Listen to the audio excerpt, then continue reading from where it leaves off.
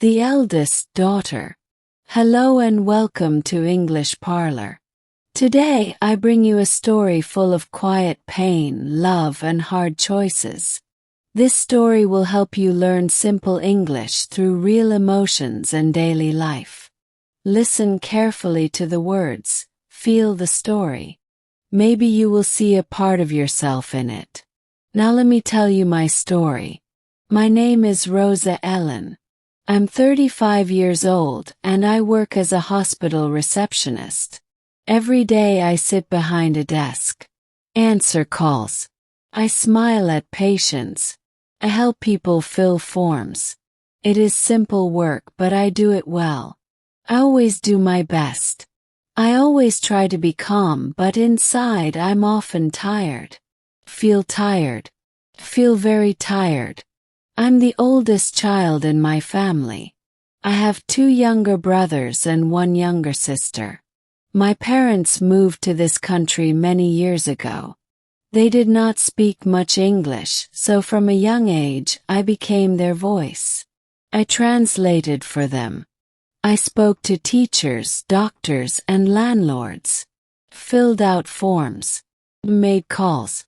I was just a child, but I had to be strong. I remember one day when I was only 10. My mother looked at me and said, "Rosa, can you help me talk to the school?" I nodded. I always nodded. I never said no. I was proud, but I was also scared. I did not understand everything, but I tried. I always tried. As I grew older, things did not change. I cooked, cleaned. I helped my siblings with homework. I worked part-time jobs. Saved money. My parents never said, "You must do this," but they looked at me with hope, and I felt it. I felt the pressure. I felt the quiet expectation. When my brothers wanted to go to college, I helped them. I worked extra hours. Gave them money. When my sister needed books, I bought them. I told myself, this is what family does.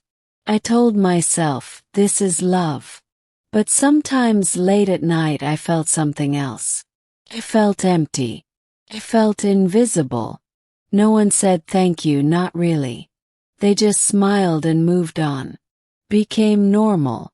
I became the strong one, the helper, the one who fixes everything.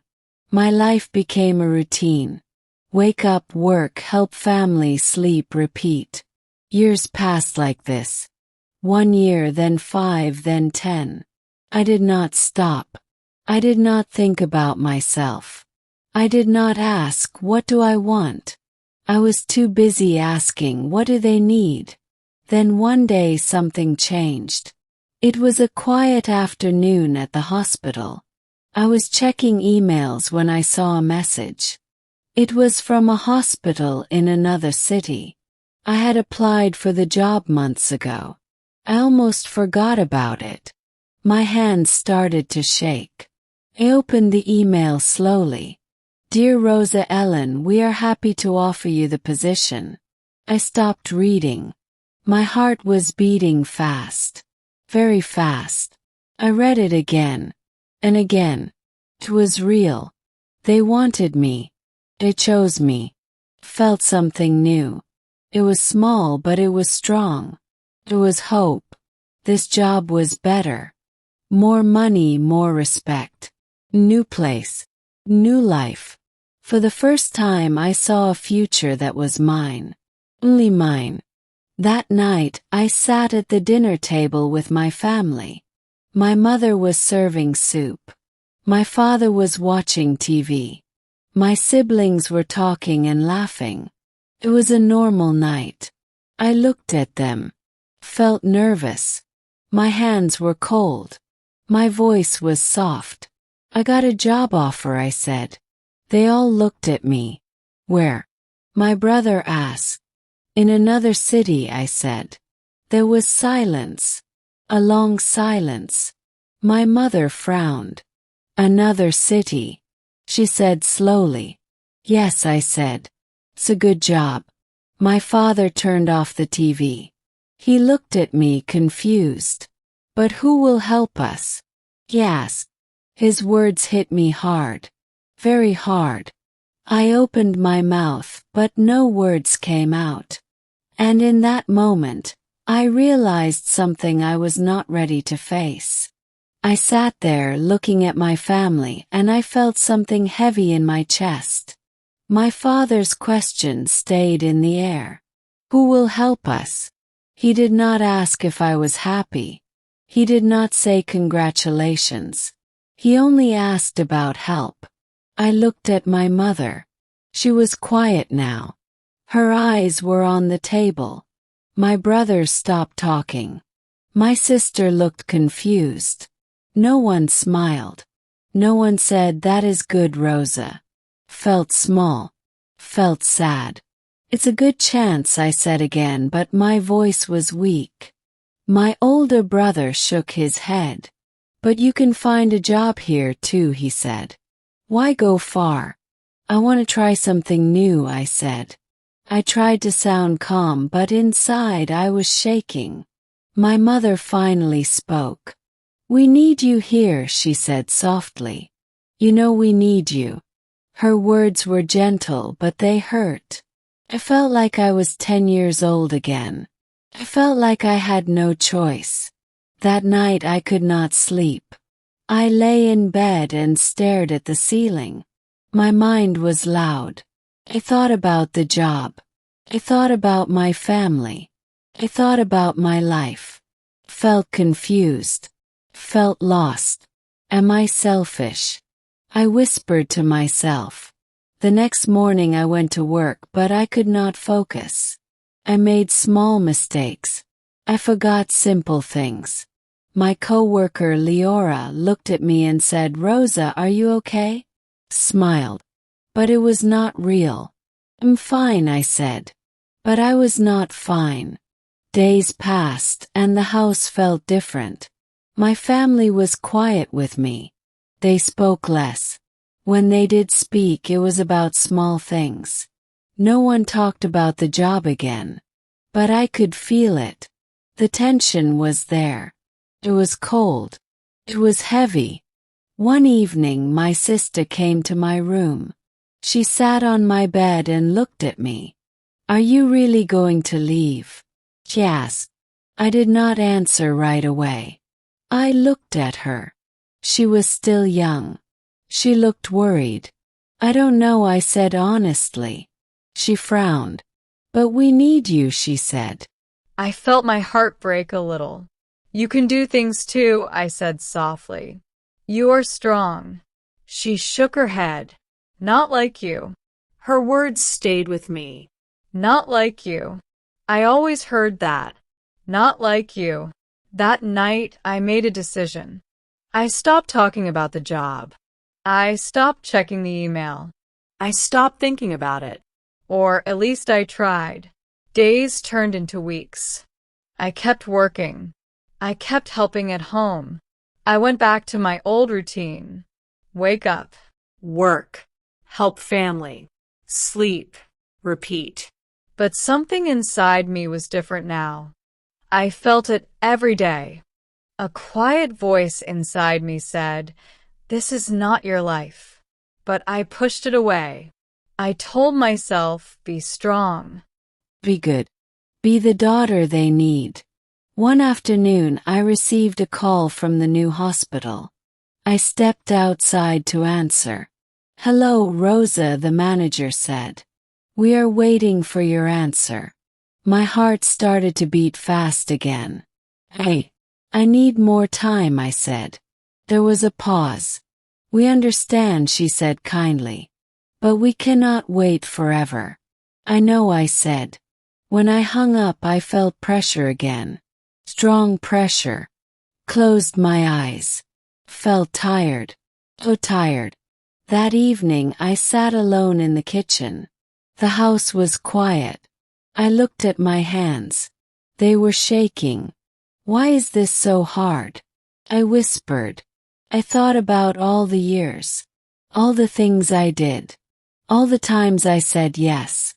I never asked for anything. Not once. Tears came to my eyes. I tried to stop them, but I could not. I cried quietly. Cried for a long time. I want something too, I said softly. But the moment I said it, I felt guilty. Very guilty. The next day I woke up and did something strange. I did not speak much. I did my work. Helped at home. But I did not join conversations. I did not smile. I felt empty. This silence stayed with me. 1 day. 2 days. Then 1 week. My family noticed. My mother asked, Rosa, why are you so quiet? I'm just tired, I said. But it was more than that. I was thinking. I was feeling. I was changing. Weeks passed like this. 6 weeks of silence. 6 weeks of doubt. 6 weeks of quiet pain. And during those weeks, I started to see something clearly for the first time in my life. Something I did not want to see before. I realized that love and duty were not the same. And that truth scared me more than anything. Many eldest children feel like this. They help their family for many years. They give time, money, and energy. But sometimes they forget themselves. They feel guilty when they want something new. This is common. This is real. And now I had to make a choice. But I was not ready for what would happen next. The truth stayed in my mind. Love and duty were not the same. I repeated this again and again. First it felt wrong. Felt cold. But slowly it started to make sense. One morning I woke up before everyone. The house was quiet. The sun was just coming up. I sat at the kitchen table with a cup of tea. My hands were warm, but my heart was not calm. I need to think, I said to myself. For the first time in many years, I asked a simple question. What do I want? The question felt strange. Almost scary. I did not have an answer right away. I closed my eyes and tried to imagine a different life. A life in another city. Small apartment. A quiet room that was only mine. I saw myself waking up alone. Making my own breakfast. Going to work without worry. No calls from home. No pressure. Just me. The image made me smile. Small smile. But then another feeling came. Fear. What about my family? I whispered. My chest felt tight again. I stood up and walked to the window. I looked outside, but I did not really see anything. My thoughts were too loud. That day I went to work. But something inside me had changed. Felt clearer. Not happy, not calm, but clear. During lunch, Leora sat next to me again. She looked at me carefully. You are different, she said. I looked at her. Different how? You are quiet, but not empty, she said. You are thinking. Gave a small laugh. Yes, I said. I'm thinking a lot, she nodded. About the job. I was surprised. How do you know? She smiled gently. 'Cause I had the same choice once. I leaned forward. What did you do? Yes. She looked down for a moment, then back at me. Stayed, she said. Chose my family. And, are you happy? I asked softly. There was a pause. Long pause. I love my family, she said slowly. But sometimes I wonder. Her words hit me deeply. I felt them in my heart. I did not want to live with sometimes I wonder. That night I could not stay quiet anymore. At dinner I looked at my family again. The same table. The same faces. But I felt different now. I need to talk, I said. Everyone stopped eating.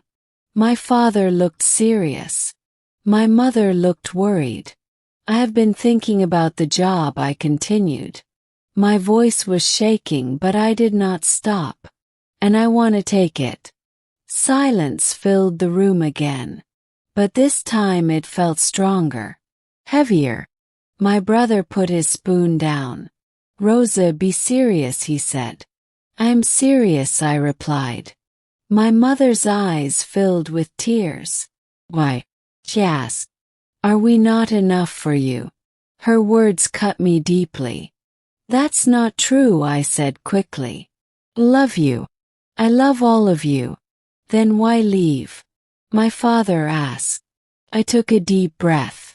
My heart was beating fast, but I stayed strong. 'Cause I want a life too, I said. The room went very quiet. I have helped for many years, I continued. I did it with love. I still love you. But I am tired. Feel tired. Feel lost. My sister shook her head. We didn't ask you to do all that, she said. I looked at her. And for a moment I felt anger. Real anger. You didn't ask, I said. But you accepted it. Every time. No one spoke. I became the person who fixes everything, I said. And now? I don't know who I am without that.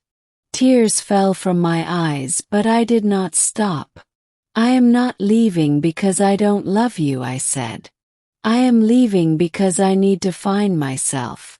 My father stood up. His face was hard. This is selfish, he said. His words hurt. But they did not break me. Maybe it is, I said quietly. But I have never been selfish before. No one had an answer.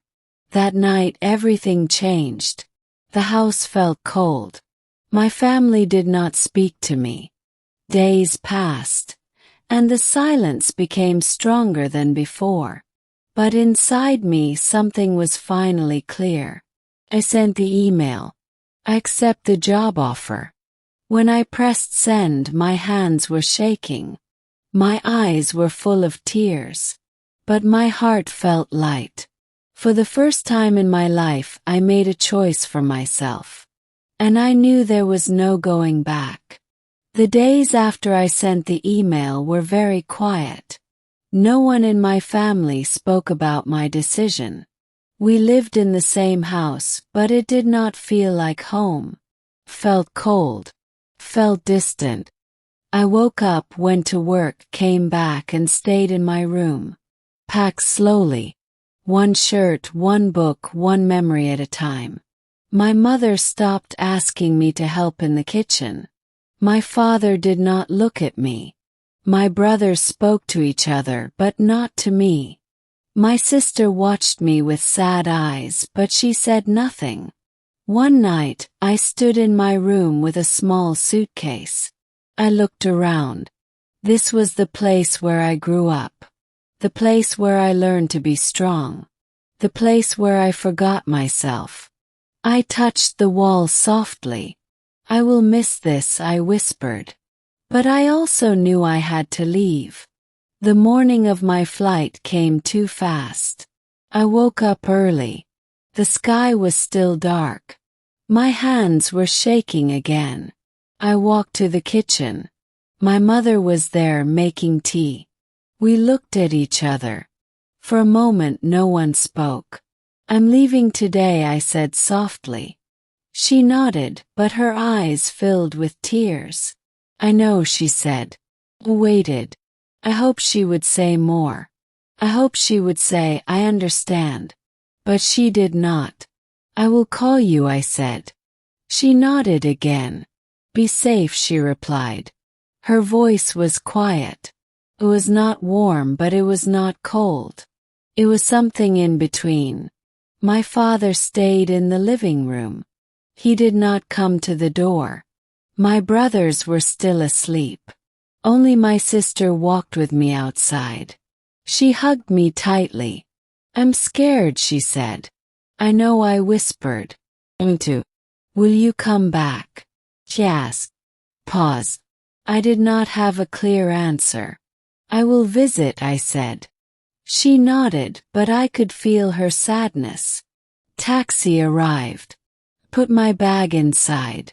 I looked at my house one last time. My heart felt heavy, very heavy. But at the same time I felt something else. Felt free. At the airport, I sat alone and waited for my flight. People walked around me. Some were happy. Some were tired. Some were saying goodbye. I looked at my ticket. My name was there. My future was there. Tears came to my eyes again. I'm really doing this, I said to myself. When I got on the plane, my hands were still shaking. I sat by the window and looked outside. The ground was still. Everything was still. Then the plane started to move.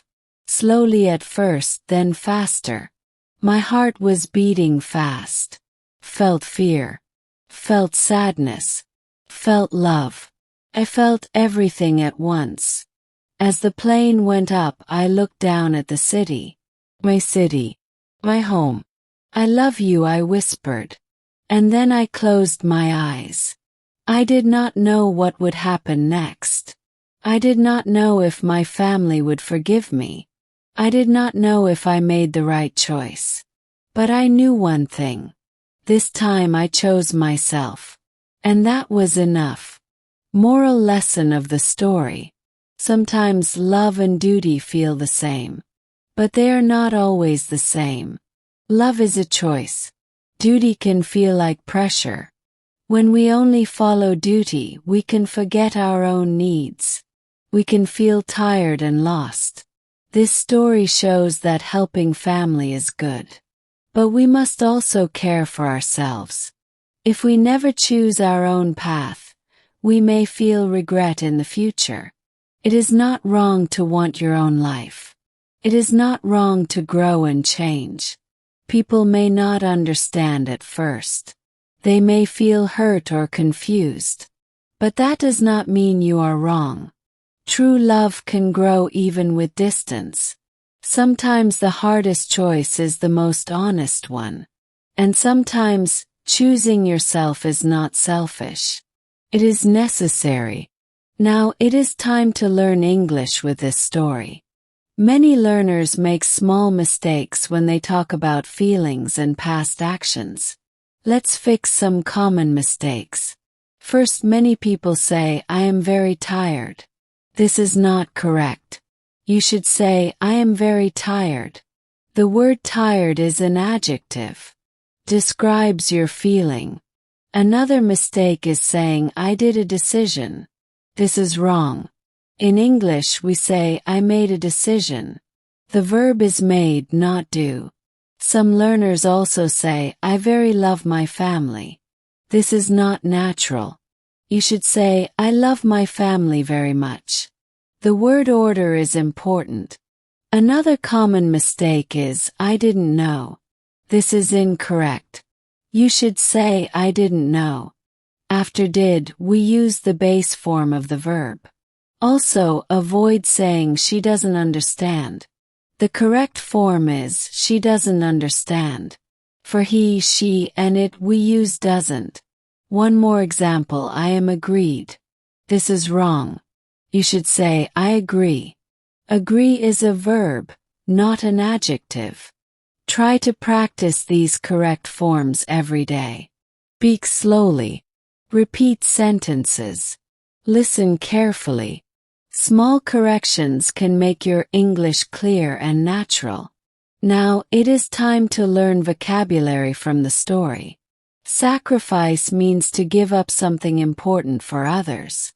Rosa sacrificed her time and energy. Pressure means a strong feeling that pushes you to do something. Rosa felt pressure from her family. Silent means not speaking. Rosa was silent for many weeks. Decision means a choice you make. Rosa made a big decision. Confused means not clear in your mind. Rosa felt confused about her life. Guilty means feeling bad because you think you did something wrong. Rosa felt guilty when she thought about leaving. Accept means to say yes to something. Rosa accepted the job. Offer means a chance or opportunity given to you. The hospital gave Rosa a job offer. Alone means by yourself. Rosa felt alone many times.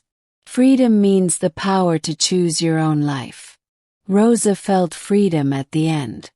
Try to use these words in your own sentences. This will help you remember them. Now it is time to practice speaking. Repeat after me. Speak slowly and clearly. Feel very tired. I made a decision. I love my family. I need my own life. I was scared but I was strong. Chose myself. Practice these sentences many times. This will help your pronunciation and confidence. Thank you for listening to this story on English Parlor. I hope you learned something new and felt something real. Now I have some questions for you. Have you ever felt like Rosa? Have you ever made a hard choice? What would you do in her situation? Write your answers in the comments. I would love to read them. See you next time. Take care and keep learning English.